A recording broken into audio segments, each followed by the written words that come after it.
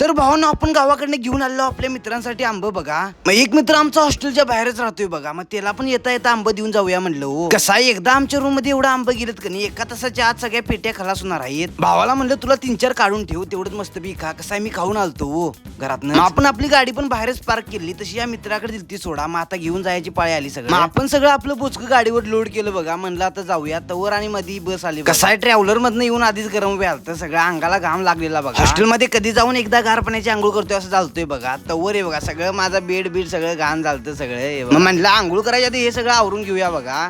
त्यात आपल्या कॉलेजचे स्क्रब पण धुवायचं होतं बघा. आता 2 स्क्रब होतं, सगळंच धुवायला टाकूया म्हणलं. आता काय विषय नाही म्हटलं.